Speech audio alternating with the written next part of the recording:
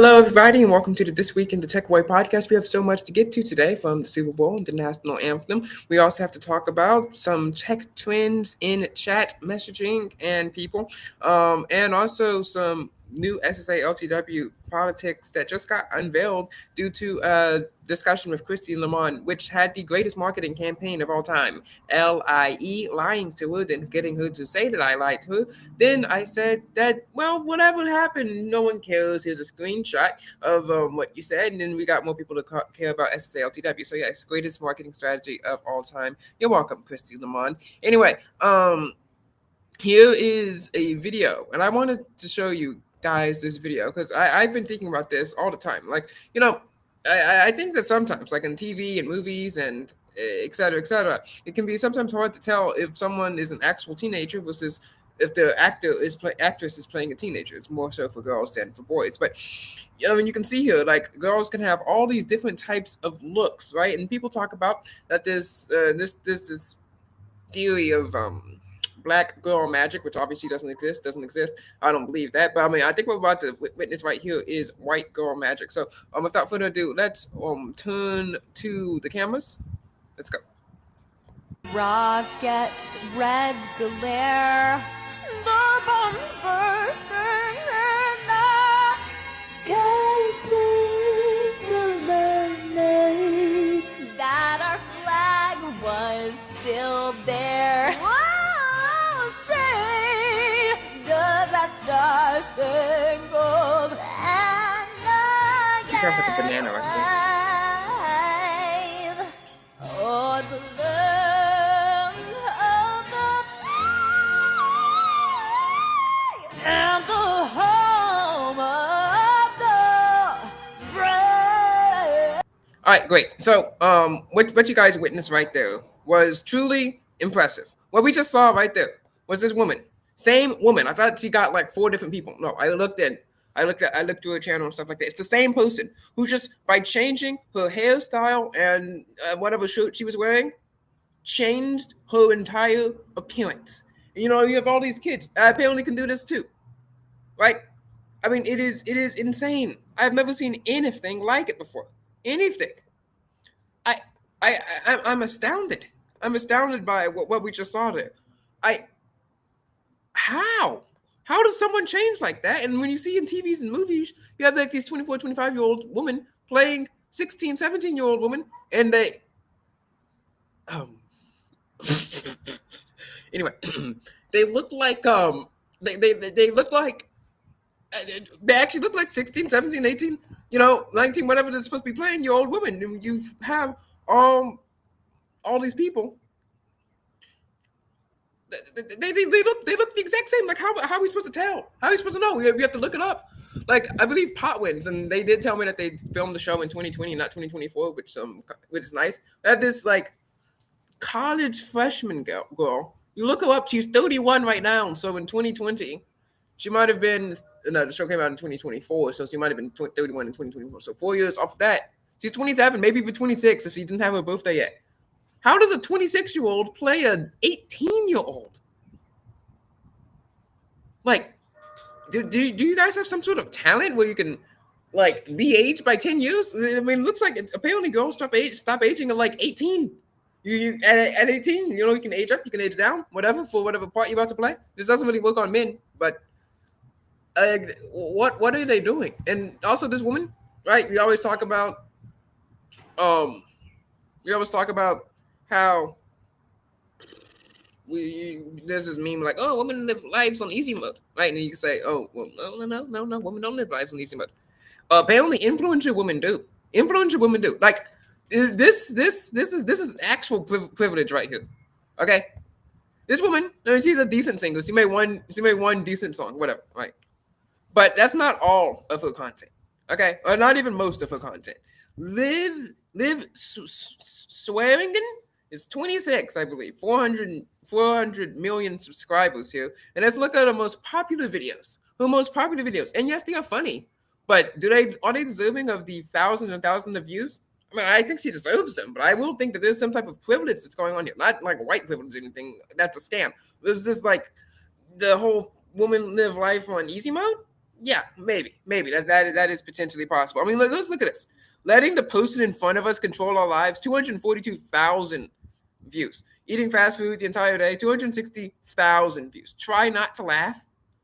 Almost 400,000 views. The try not to laugh video. I looked at the video. Just look random TikToks that they didn't create, and they try not to laugh. So essentially, it's a 17-minute video of them making bubbles, and if they fail, then they laugh, and they get content out of that. What you told me that's not living life on easy mode. You sit in front of a camera and you start yapping and laughing, and you get paid millions and millions of dollars to sit there and make bubbles. You know who also can sit there and make bubbles? 4-year-olds. That's what they do when they're told to sit down and be quiet, right? And it's this entire influencer internet culture thing that we have here. Like we talked about this last podcast episode. It was these people yapping about some nonsensical stuff. It's always these people like on Twitch over here yapping about what some celebrity was doing or what celebrity went crazy or whatever, some weird internet beef. Like I think there's about to be a football game, a flag football game, streamed tomorrow on the day of the big game. Hopefully the Chiefs win, and then my Texans can go in and win the next 4 Super Bowls, hopefully. On the big game, where it's just random streamers and celebrities playing with each other, and I don't even know what they're famous for. Right? You have these people like Sunny V2, and who analyzes these people, and I'm like, who are you? Who are you even? Like, there's some streamer or TikToker or YouTuber or what's the other thing? Twitcher, not Twitchy, but Twitcher, who apparently is named Leafy, and he's famous for something, and he makes videos and make all these reaction videos, but don't really do anything. They always have their nice little aesthetic gaming computer there. Maybe they like do a play with me thing, and then they might say something stupid. They might say something, political or something, and everyone like, hey, we like you. Oh no, we don't like you or something. And then they have all the little chats going on here. You also have that crazy guy. I forgot what he does. Some crazy guy who kind of like screams into the camera, and people on the Twitch stream chats go crazy. I don't really understand internet culture. I don't know what's going on. I don't even know what these people have. Like there's millions and millions of podcasts. I don't even know who these people are. Like when you look at the top podcast on the Spotify list, especially what's your name, Alex Cooper or something like that. Call My Daddy podcast. Like, why are these people famous? Who made these people famous? Who the heck made Haley Welsh famous? Like she says one thing on a on a video street interview. She walks around and now she's on in influencers and maybe like meeting Mr. Beast or something like that. Like who gave this woman power, right? So there has to be some type of proof. Like there has to be some type of thing that like living life on easy mode. Like you got hired for your looks, and now people expect you to yap or something. And of course, if you get hired for your looks, you don't have a brain, then well, things happen, and you get stuck here yapping. Like I'm here yapping, but I actually made a tech company when I was 13 years old. All right, what's next up on our agenda? Oh yes, the greatest marketing campaign of all time, right? So Christy Lamont, who was essentially the girl version of me over on X, right? So she weaponizes crop tops for political gain. Oh wow, she actually liked this. She liked this, so she could be listening to this right now. So if you're listening to this right now, um, uh, um, uh, she could be listening to this right now. So drop a thing right now because I'm about to drop the greatest marketing campaign of all time promoting SSALTW, and it was by doing some unethical things, mostly lying on who 170 follower Canadian name. So I that is constitutional. It is legal to lie about 170 follower Canadian people, right? That's in the Constitution, right? It is okay. In fact, it is moral, right? In the fourth verse of the national anthem, then conquer we must when our cause it is just, and this be a motto, and God we trust. Essentially, that means that it is my patriotic American duty to lie to her. Anyway, right? See, weaponizing crop tops for political gain, fiercely patriotic for the wrong country, but whatever. So she's essentially me, but we go back and forth and we argue all the time. SSALTW is a high IQ website. Christy Lemon, right? Now, usually when I yap about SSALTW, right, I have 2 viral tweets this week, and none of them were about SSALTW, and none of them were about technology. I'm technology in name only. I'm a Tino. Anyway, she said that she did not say this. She said that it was hard to read SSALTW, but she didn't say that. When you get behind the meaning, that means SSALTW is a high IQ website. And instead of getting like the 2 views of the 2 people who read SSALTW, we got 85 views here because I baited her. I baited her into coming into saying that. See, I asked her for proof of saying that she didn't say that, and I brought her proof. SSA is a high IQ series. Then she tried to call me out for having artificial intelligence generated content. Thank you, Samsung. I forgot to crop that out, apparently. But you never relent. You never back down. You never give up, right? You say, I cropped it back out. I found it here on the pinned tweet, and she said it's fake, fake, fake. I said it's fake, fake, fake. Cancels out fake. She says I'm alive, but fake equals real. So the sentence would be, no, it's not real, real, real. And we keep going back and forth. So you guys know what this does? We boosted interactions because we all know that controversy drives clicks. That's the number one, the Tech Boy media strategy. Controversy drives clicks. Controversy drives clicks. Apparently she's listening. So let's say, anyway, controversy drives clicks. Everyone knows that. That's why we over here supporting, crop tops and the cake and cinnamon rolls, because it's all C's, never B's, never D's, never E's. It's always the 3 C's. Anyway, calendars or whatever. Controversy drives clicks. So that number one total marketing strategy, SSALTW, and hopefully we got some new. This didn't go through. This didn't go through. Anyway, let's go over to SSALTW.blogspot.com, and we have SSA, the classified, right here. Oh yes, I almost forgot about the one thing that you started yapping about. So since I arguably won that debate, because we kind of like went in circles, I arguably won the debate. What we now have is the SSALTW series, and what she said that she wanted them to date Summer and Damien, which is absolutely ridiculous, and we'll show you why here on the screen. So I hope you guys can see this on the screen. This is the SSALTW series. We have parts 1 and 2. For this we stand, and the Dimlin, right? So there's going to be a part 3 where we stare down Damien face to face in the school. So as you guys can see from this image, we got Ethan Shea over here concocting a plan with some of GCAM's new de facto leader with Operation Last Chance, and on a cell phone, right? And essentially what happens here is that SSA and her allies in GCAM concoct a plan to create a new scheme to take down Damien by using a fake text, because Damien was pressuring Summer into handing her number in Snapchat so that he could date her. All right, and then here is part 2 where SSA goes in and starts chatting with Damien as well, connecting to the Dimlin, which obviously rhymes with criminal, from room 16B to the Dimlin. Anyway, here's why that would be a absolutely terrible idea to allow them to date. First of all, as you guys know, GCAM, this is the post JVN GCAM summit wall, right? And now with Summer coming into the school, there's lots of instability within GCAM. GCAM is sliding. GCAM is faltering over in the agency, right? So it's kind of like, when the USSR collapsed, right? So, unfortunately, the popularity levels might be under 50%. You're going to want to have that over 50%, right? And then Damien comes in here. Essentially, Damien with dating Summer would obviously end up as a crash and burn. Everyone knows that, right? I mean, statistically, that's what would happen.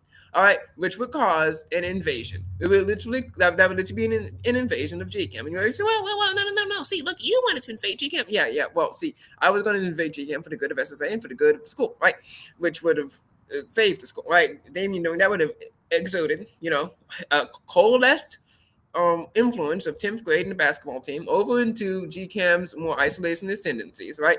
And then they would have been more pro 10th grade for like 2 minutes, and then they break up, And then there's a war between 10th grade and GChem, right? And of course, GChem is faltering. JVN swoops in, sees that as an opportunity to destroy GChem once and for all. But of course, that doesn't happen because SSA comes in and is backed by, and is GCam backed, right? SSA is GCam backed, but of course SSA, as you guys can see in the story, right, has limited communication with their allies in GCam. SSA trying to support GCam in the war, but it doesn't really go that well because there's limited communication, et cetera, et cetera. And then it comes like a three-state solution where you have more power that's kind of ceded from GCam to JVN, and you have more power ceded from, of course, the president, President Allison, to Damien, who we wouldn't really want to have power because it would show SSA weakness, which would cause them to collapse. Not SSA to collapse, but it would show SSA weakness because we allowed the number to get transferred. We allowed the Snapchat to get transferred. We allowed the dating thing to get transferred. And of course, Molly, who's been defeated, right?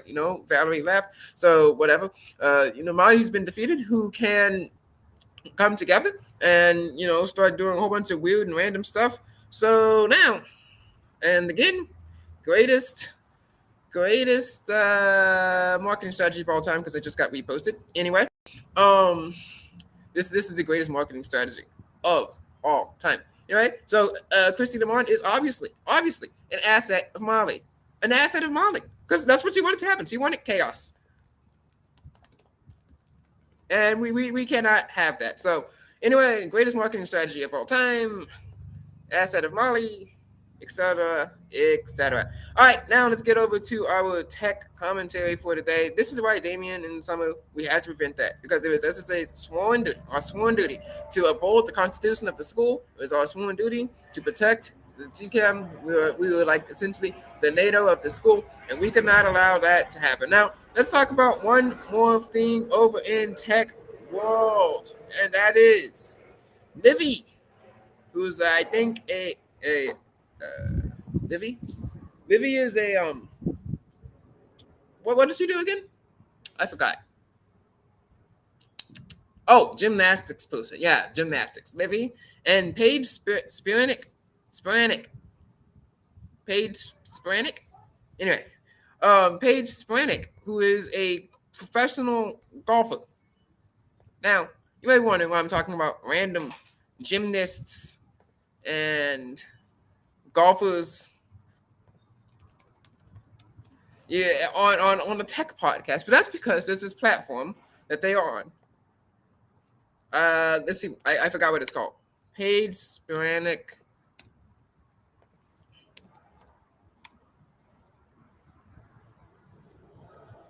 Only Page? Well, she's on some website where you can come and talk to her, and you have to pay her money to talk to her. Actual money to talk to her.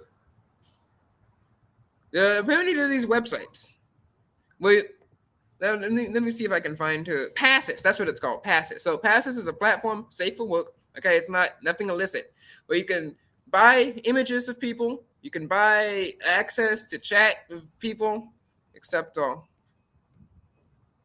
You can access live streams, direct messages, 20 free direct messages, 7 free direct messages, maybe some direct messages. Right? You go through these people, and you go through these people, right? And you pay her money, $100 a month to talk to it for like 100 messages or 25 messages, depending on whatever payment tier. I think Livy does this as well. You can also pay for pictures of her as well, which has got to be singularly the greatest business plan of the entire, just ever. The greatest business plan of all time, and also the worst business decision of all time.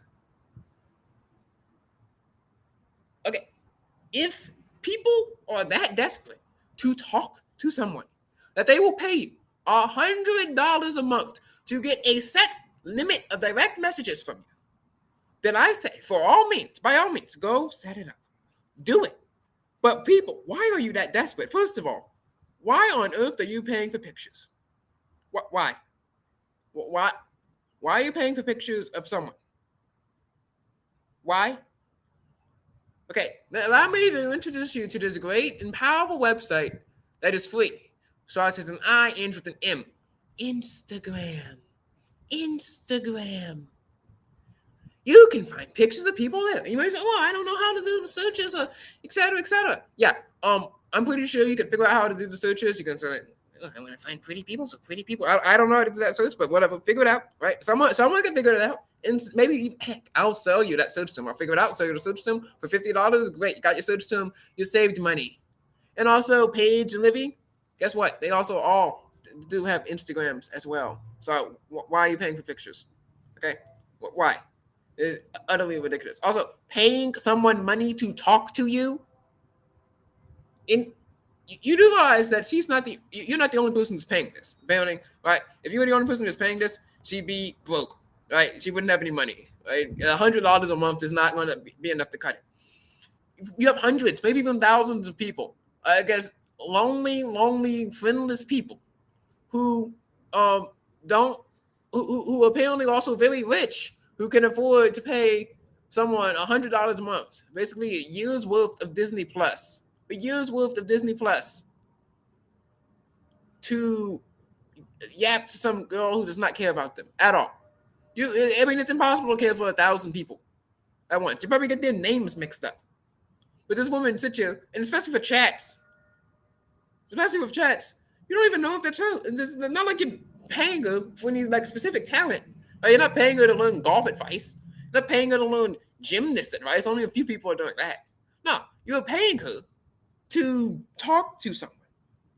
Allow me to introduce you to this great, powerful, and cheaper application. Even if you pay. Start the C, enter the T, called ChatGPT, which is a website where you can chat with a robot. Like there are these applications called AI friend apps, which are cheaper than paying some woman $100 a month to yap to her for 100 DMs. You know, I never ever had to pay my allies in GCamp to talk to me. Now, sure, they did go dark, they did go quiet, like over in this episode, in this story in the Dimlin, when I'm talking to them, trying to get more information so I can find information about what's going on with Summer. And did they transfer any information to me? No. But look, had I transferred them $100, would they talk to me? No. Look, no. They're busy. They're doing important things that don't involve me, right? That's what they were doing, right? So no matter how much I paid them, they're not going to talk to me, okay? That's not how this works, right?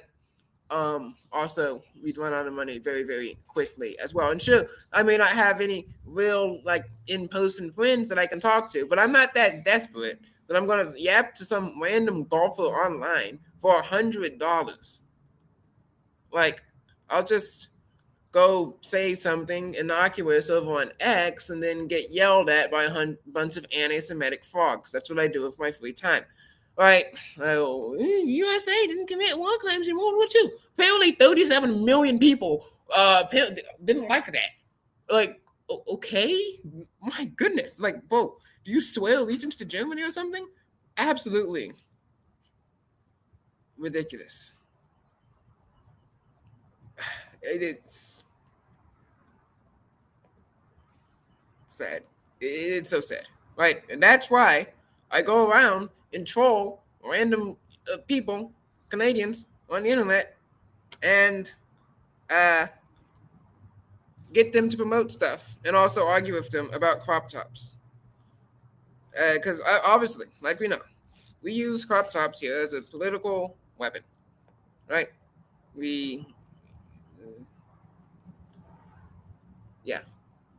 Shame I couldn't be in my studio today because someone is taking a nap. Anyway, so now let's get over to the Tech Boy headlines for the articles that no one's read, right? I got yelled at 30,000 times. 30,000 people read my post, and like one person was like, you're stupid because I believe in creationism. Somehow, again, she got featured in this article. Anyway, Creationists Unite. Answers in Genesis releases an artificial intelligence program to defeat evolution. Of course, they're 3 years late. I could have used this when I was debating my 11th grade rivals. But no, they had to release this in 2025. But still, it's great. I'm going to actually go over to enthusiasmgenesis.com so you guys can see this. .org, sorry. So you guys can see this chat program in action. There should be some images here.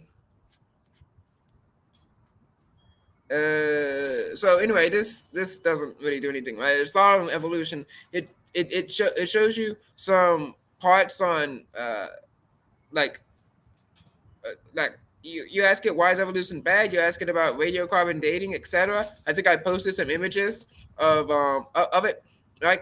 It gave you some pointers on the essay. I didn't really want to write an essay for me, but I could pressure it into writing an essay. It couldn't really answer many questions outside of the realm of science as well, science and religion as well. So I asked it who like the president of the United States was. It couldn't tell me who that was. So it's only coded to do specific things. It does source things from Answers in Genesis. Let's see if I can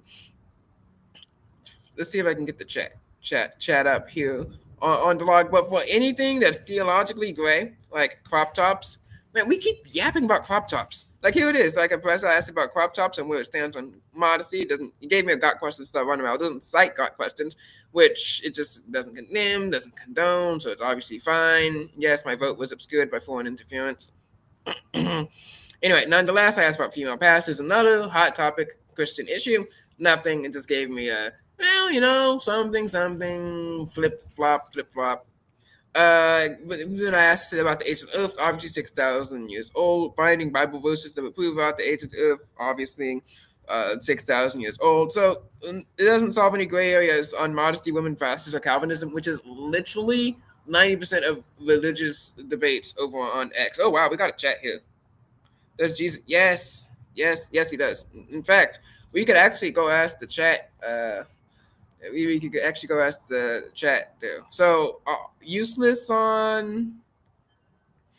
use, useless on controversy, except for evolution. Everyone knows that evolution is false. Evolution is wrong, right? So that there it is, and I'm so glad that they brought this AI program here. I'm so glad that Interest in Genesis has embraced AI. Let's see if I can get this AI to come up. Maybe I have like a pop-up blocker that's off. Um, Here is the next article from TechBoy. Of course, he talked about the Telly TV, our first look. You guys got to see that on the podcast last week, so we're not going to recap that. But from finding hacking tutorials to finding information about trying to develop new technology, the internet is dead. The web is dead. Like I'm sitting around here arguing with random people on the internet instead of like actually innovating anything. Yeah, so hope you got this is a clip from a podcast. This is also another clip from a podcast spliced together. Right, internet culture is so weird. It's so stupid. Right, it's not filled with anything interesting. Right, but we're told that hacking is so easy. A 12-year-old can do it. In fact, we hear that from all the Express VPN ads all the time. We're promised that computers will revolutionize networking and communication. Right, but all we are seeing now is Snapchat scams, which I guess we can get into that. No offline encyclopedias, information that's locked behind paywalls, right? You want an offline encyclopedia? It's kind of really bad. You have to use some weird thing. Like you could get in Carter for like what a gigabyte, 600 megabytes. Now it's like really hard to get even 2004 encyclopedia just here on the computer, right? Because we're so reliant on the internet, right? You could get an encyclopedia on a CD-ROM. Too bad, right? You want a dedicated community that focuses on its interests instead of being distracted by outside nonsense. Nope, not anymore. Reddit has fallen, so now you can I guess join not the boy. You want to be able to do things on the XP Vista 7 that you can't do on Windows 11. Well, too bad now because they stripped it down. They removed features from it. Like I got Windows 11 Pro, so now I can send messages across the network. You're able to do that for free on Windows XP and Vista and 7, but not anymore on Windows 11. Right? Computers have become glorified web app consumption devices. I mean, in fact, when you look at the top websites and then like sort that against the like websites like Google, YouTube, etc. Like the top websites are gonna be like Canva, etc. Maybe even Adobe, right? But even that has become marred by the web. Our computers are so reliant on the web. Computers are so reliant on the web nowadays. I mean, it's ridiculous. Like, what do we even have these things for if not to ping some random server in Serbia? And yes, that is alliteration. I can do that too, Jasmine Crockett. And those were our articles for the week. So I hope you guys enjoyed those articles. Now let's talk about the Galaxy S25 Slim. Galaxy S25 Slim. I think it's called S25 Edge, I believe. S25. Unfortunately, no edge screen. I think we should bring the edge screen back. Um, but let's see what we know about the Galaxy S25 Edge. Here is from Phone Arena from only 7 hours ago. What we're seeing here is that it's going to have a 200 megapixel main camera and a 12 megapixel selfie camera, but I have not seen anything about a telephoto zoom camera. So it looks like that Samsung is going to go all in on cropping for zoom, which I criticize Apple for. I want to criticize Samsung for this as well. Now I do know this is like an experimental phone, so that's fine, but hopefully it doesn't get transferred. You had the experimental Galaxy Z Fold, the original Galaxy Fold, right? Had no micro SD card slot. I was like, yeah, sure, everyone was going to buy this anyway, right? They made a new version, they kept iterating. Um,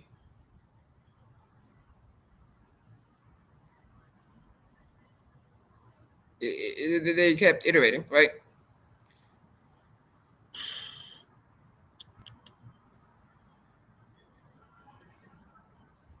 What was I gonna say? They kept iterating, right? Oh yeah, but then when S21 series rolled around, they removed the micro SD card slot. Absolutely ridiculous. Absolutely ridiculous, right? So, I think it's really, really, really sad what they did here. So hopefully Samsung doesn't start removing the telephoto zoom lens, especially from the cheaper Plus and regular series of devices.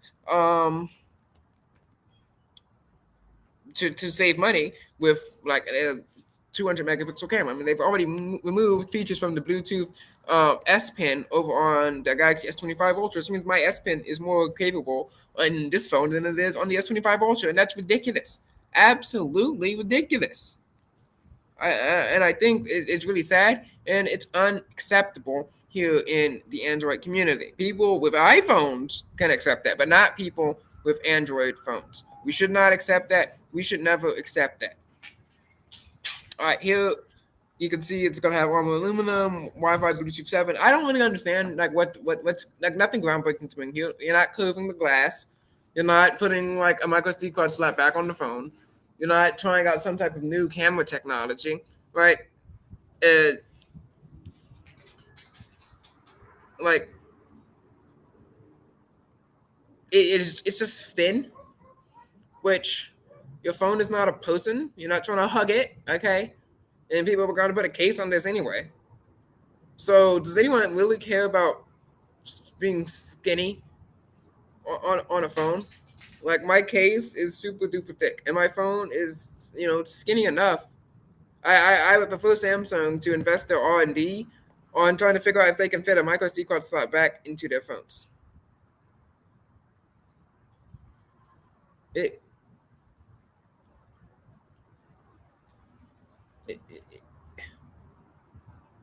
it, it should be better. All right, here it's gonna have no specs boost according to Jeff Springer. S25 Edge tipped to be just 5.84 millimeters, which this is United States, but that in inches. But don't expect a major specs boost. So it's obviously I wouldn't expect a specs boost as well. Also, how good will the thermals be, and how good will the battery life be on the S25 Edge? I mean, it's super duper skinny. It's going to shave off 100 milliamp hour battery. It's going to. I don't think it's going to be smaller. I think it's going to be like 6.5 at least. What's the screen size? Um, the bezels are going to be slimmer than on the S24 Ultra, which is fine, I guess. But they've already made so many compromises. Let's see what the screen size is. It's not saying what the screen size is. Let me see if I can find it here. And I really want Samsung to start innovating again. The screen size 6.8 inch is rumored to be. So it's gonna have a 6.8 inch AMOLED display, 120 hertz. So same thing, right? About as big as the S25 Ultra, with a battery 1,100 milliamps smaller, and it's skinnier, so it's gonna have less heat sink, less heat distribution. That does not bode well. And for the phone that's probably going to be most like the S25 Plus, it's bigger than that and has a 600 milliamp battery, smaller than that.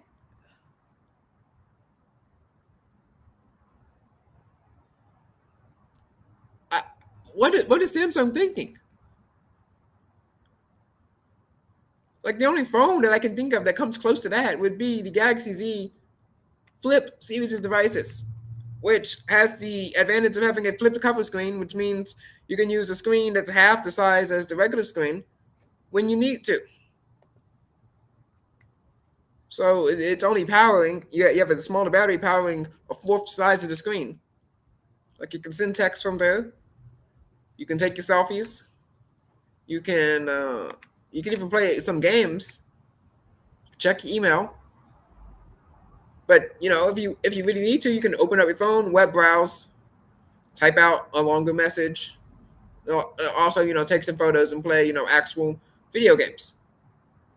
Right, so that makes sense. And I wish it was a bit bigger on that phone as well, especially since the battery split in half, and just because of the laws of physics, when you split a battery in half, you take a 5,000 milliamp battery and split it in half into 2,500 milliamp to 500 milliamps. It's not going to last as long, right? Because each battery is going to have its own little inefficiency. Right? So one battery is better than two, right? So they should put maybe an extra 100 milliamp hours into the battery to offset that. But anyway, the phone splits in half. Hopefully, the S24 Edge, S25 Edge does not split in half, because if it splits in half, then you're not going to have a phone. But here's Samsung's innovating Samsung's Galaxy Secret Android XR headset. Now, people were criticizing this video, not the video, but the headset, for being too much like the Apple Vision Pro. And to that, I'd say, like, what do you expect it to look like? It's a pair of glasses. Glasses look like glasses. How are you supposed to innovate glasses? Look, they go on the eyes. You have two eyes. You put them on. Of course, they're going to look similar. I mean, some of these people are just rabid anti-Samsung people. And it shows. It comes across when you talk about a headset. Like, a headset's going to look like a headset. You don't see people saying, wait, why do these earbuds have two ear holes? Well, why are you plugging it in there? Why do these buds look the same as the other buds? Why do these over-ear headphones look like? I mean, especially when you're molding something for the body, when you have slightly above average number of eyes and legs and feet and hands and everything, right? But most people have them. You have to accommodate for that. Like, you don't see people running around here being like, why do all the gloves look the same? Why do gloves look the same? No, you don't see that.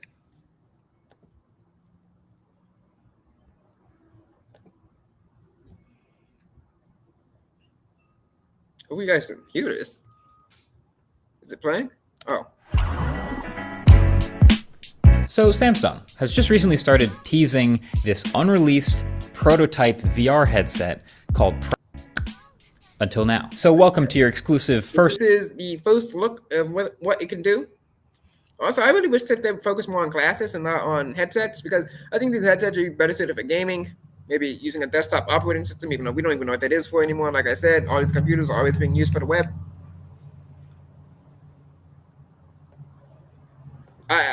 I don't think people are going to be using these, right? And Matt Walsh was like, I can't leave, whatever. I don't think people are going to be using these. It'd be better if you had glasses, you can see through them, right? They don't need a big, bulky, heavy battery. First look and early impressions of the very collaborative Samsung and Google headset that looks a lot like a Vision Pro. I actually want to take a step back real quick though, because like I said, of course it looks a lot like the Vision Pro. Like, it's either that or glasses, right? They go to glasses route, so of course it's going to look like the Vision Pro. This isn't just a Vision Pro lookalike. This is potentially a huge step towards fixing the fragmentation in the world of VR and mixed reality headsets right now. Because right now there's Vision Pro, obviously running Apple's Vision Actually, I OS. think it's interesting that you have these fragmentations because it's like the early days of smartphones. You got these different operating systems, different voice feature phones, different operating systems, and you can learn more about what they run, right? Like if you look at what kind of operating system a smartphone runs now, it's going to be Android or iOS, right?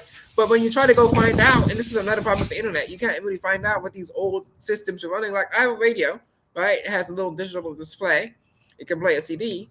What operating system was that running? How did it work? It's just like circuitry and something like some of these things are lost to time itself, right? So I think that we should be documenting this, keeping it well, learning like how do these people? I think it's really interesting. How did they code an entire new operating system?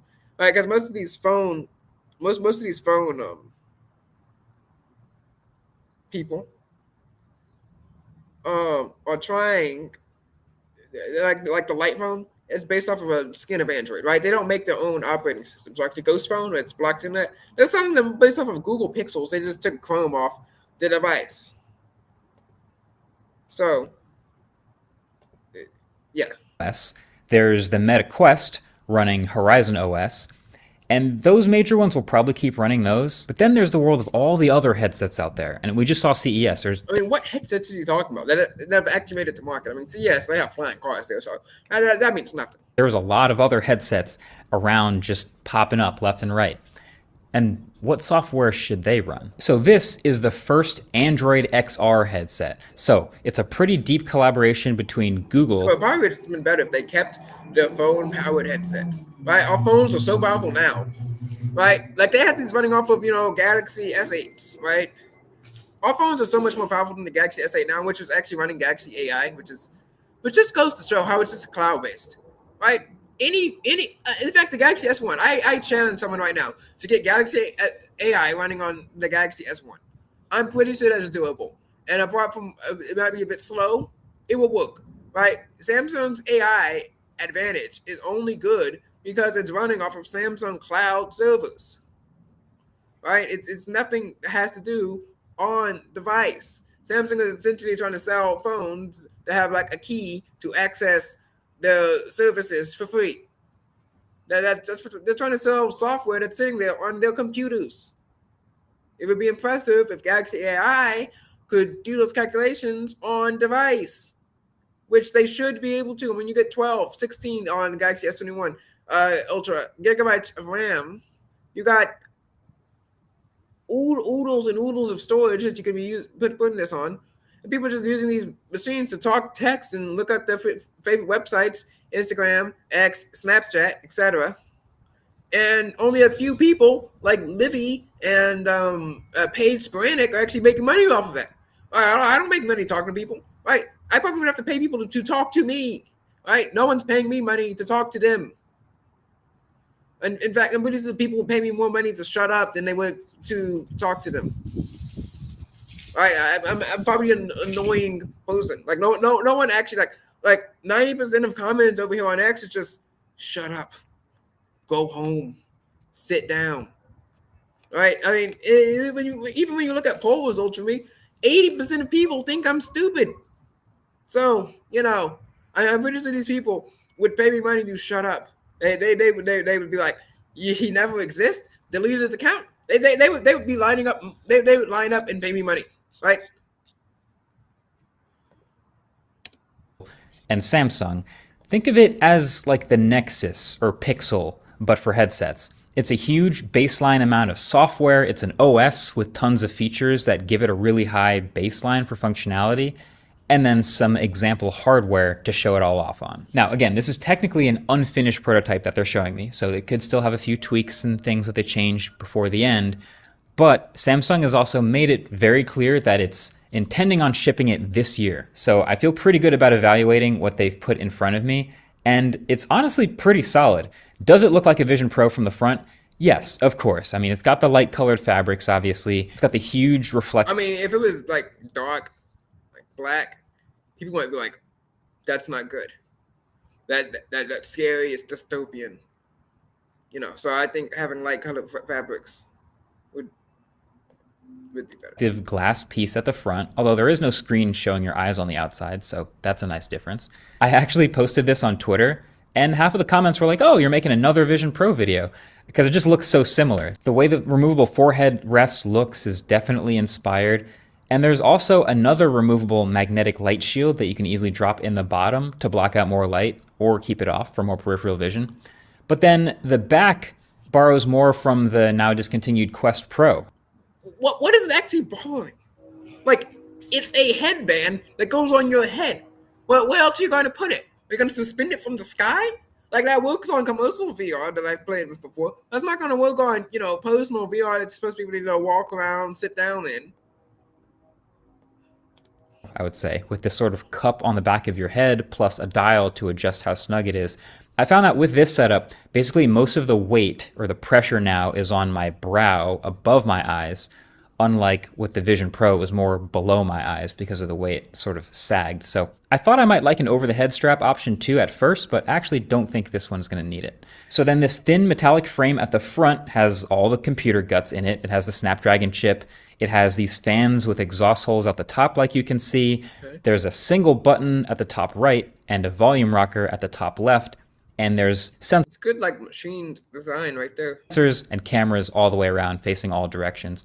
And there's even a touchpad on the right side strap, right where this raised bar is right here. And then there's even one more thing that you might have noticed that they copied from Vision Pro, which is the external battery pack on a cable. Makes sense. Samsung's been scared to have good big batteries on their phones ever since the Galaxy Note 7, rest in peace. So, they probably don't want these blowing up on people's faces. Well, that goes into your back pocket. But there is one pretty key difference here. So it connects to the headset with a removable battery like Apple's.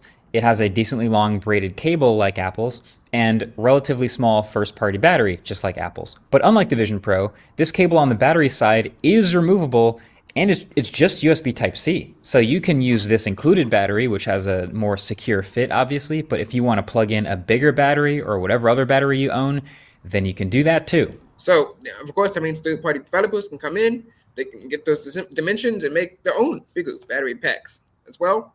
I wonder if you could plug that into like a laptop, a PC, maybe your phone, maybe even the wall, if someone could figure that out. Thank you. But I've actually come away from this experience not really thinking that much about the actual hardware, because that's not actually what makes this headset so cool. It's Android XR. Think of it this way. If you are Google and Samsung and you're trying to put together the Pixel of headsets and you want to give people an actual reason to buy it over a Vision Pro, for example, what do? What's your move? Hint, it's the exact same move that they use for the Pixel software. So a lot of the basics, a lot of the fundamentals are going to be the same, right? There's a home menu, which has a scroll. And these are some of the saddest apps. Gmail, Google Messages.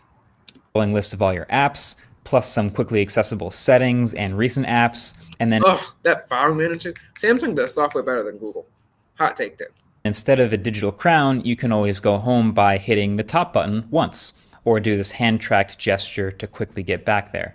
And yes, there is both hand tracking and eye tracking in this headset. At no point during this demo did I use any controllers, although I do believe it'll support controllers, might even come with some controllers in the box. Don't know that yet. But this was a very easy headset to just set up, put it on, and just use it. And I think also will be super easy to share. So if I just wanted to hand it to someone and they want to see what I see, they put it on. All they really have to do is hold down that one button and it'll line up the lenses to match their eye distance, and then they're off to the races. So you're messing around using this thing. These windows have these really large handles underneath them, or you have some tabs on here, of course, Chrome, above them to grab them and move them around in 3D space. You can also grab any corner to resize a window to basically any aspect ratio you want. And then since it's the Android headset, it has two main things going for it. One is the Play Store. And that's great. I'm glad that it supports, like he says, any application. Wow, 27 people are actually watching this. So I wonder if, would you guys pay me to shut up? And two is Gemini. So first of all Play Store apps will work on this Android XR. I wonder how good it is at video editing. Like, this chip has got to be more powerful than the chips they put in phones because, it's a window and scale all these things, render things in real time. This has got to be a beast at video editing. So that includes phone apps and tablet apps. Matter of fact, these apps seem to respond well to me changing them to literally whatever aspect ratio and size I want. I was kind of trying to break it and it seemed fine the whole time. So the idea is that any headset that runs Android XR right out the box will have this same advantage. Tons of apps available. And then there's also spatial apps specifically, which are built for headsets and are fully optimized. So YouTube, for example, they have a spatial app for it. This wasn't as eager to let me change aspect ratios, but the whole app has this more specifically multi-window experience and lets you add an immersive background at any time if you want to, similar to certain Vision Pro apps having their own built-in environments. And then also the headset always seemed to play nice with peripherals. So moving quickly between this random Bluetooth keyboard and mouse and hand controls was pretty seamless. So I love that even more. But hear me out. The Gemini integration was actually the most interesting part to me. And it might not even be for the reason that you're expecting, but I think it was really cool. So at any point, you can just go home and hit the Gemini button and just talk to it. Basically, it starts running an instance of Gemini Live in the background. You know, the live conversational version of Gemini. It's the exact same thing. I don't know why it's acting like it's an instance of Gemini Live. It makes it sound like it's a coding type of thing. Gemini that you can sort of talk back and forth with and carry on a full conversation with. It does. Hey guys. Also, Gemini Live is free. Also, by the way, right? So it would be better to pay Gemini Live than talk to paid Spirinic.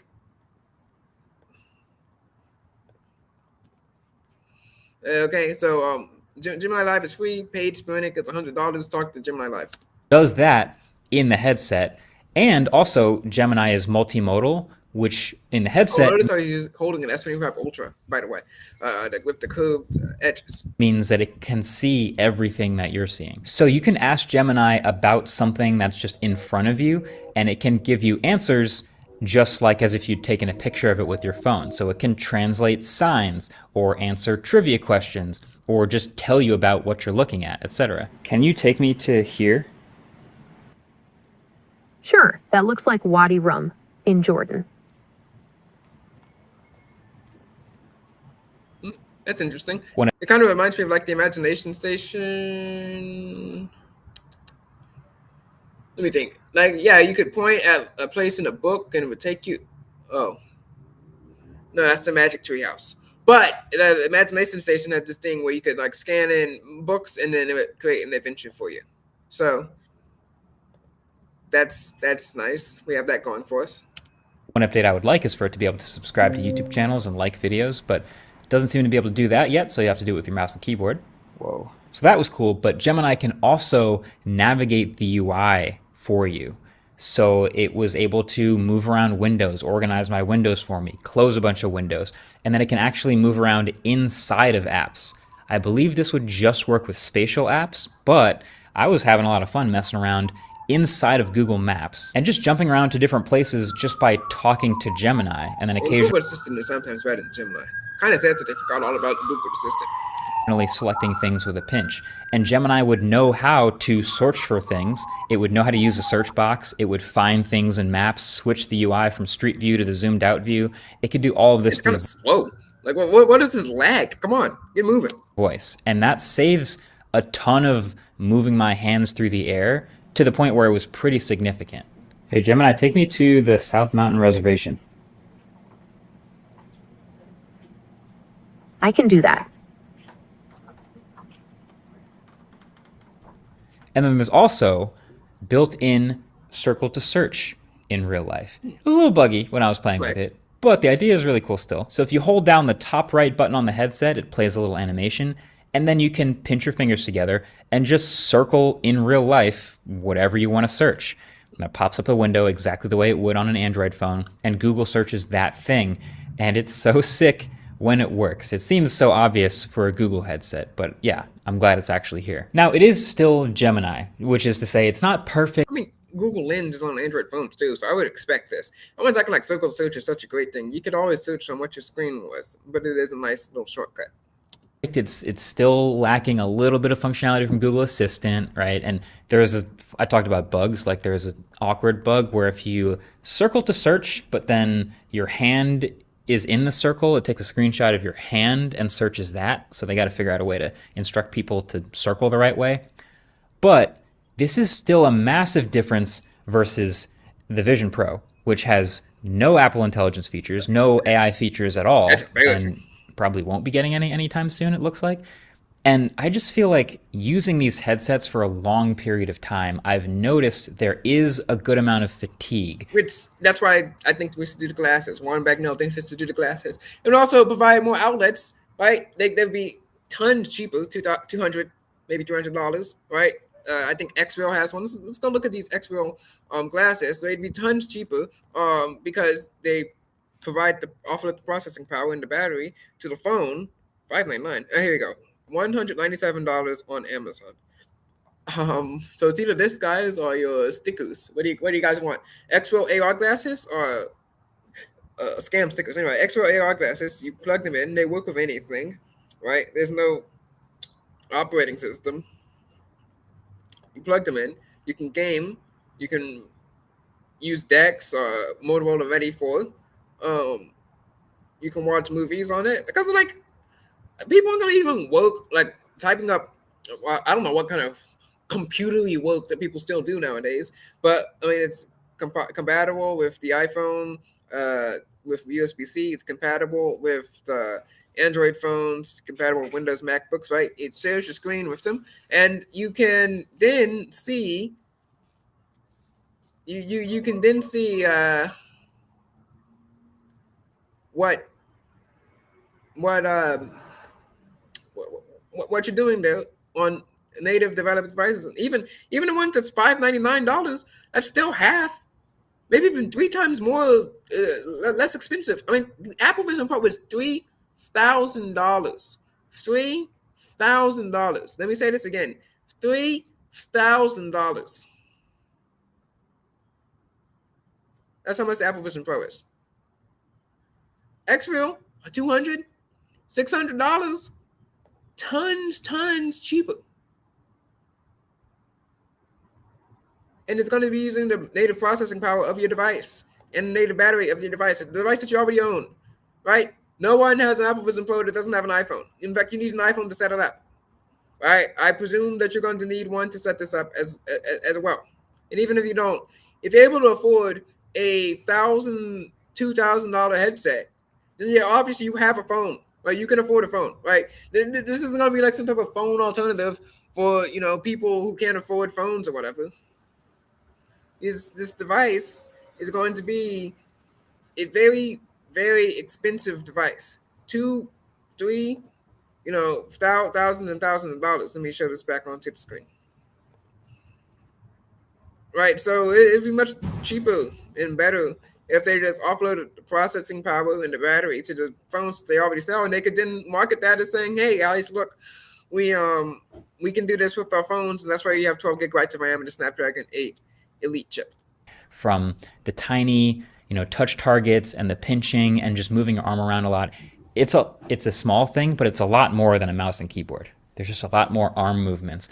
And so I found that the fact that I could minimize that by just talking to the headset was surprisingly high on my list of useful features. Hey Gemini, my windows are kind of a mess. Can you organize them? I can help with that.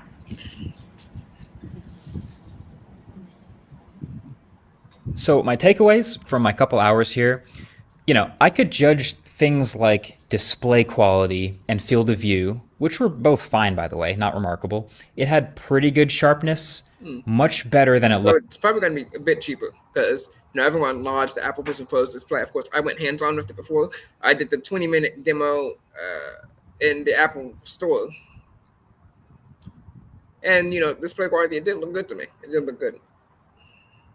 Looks in my screen recordings, I can tell you that. Just a notch behind Vision Pro. But also these things could all change a little bit by the time the final headset comes out. I also like the hardware design. I like that you can easily remove this light shield and keep some peripheral vision and some light coming in from the rest of the room around you. It just subconsciously made it feel slightly more like glasses, even though they're obviously not glasses. But overall, it's almost been more fascinating to see what Google is doing at a software level with their... Which I think it's going to be interesting. I really think that this hardware is going to be a bit cheaper, like $2,000 instead of $3,000, but still, it's very expensive. Hopefully, they can get these things to work well, and hopefully, goodbye, God bless, And hopefully, Christy, we can keep doing ad campaigns together where I promote stuff and you argue back and none of us make money.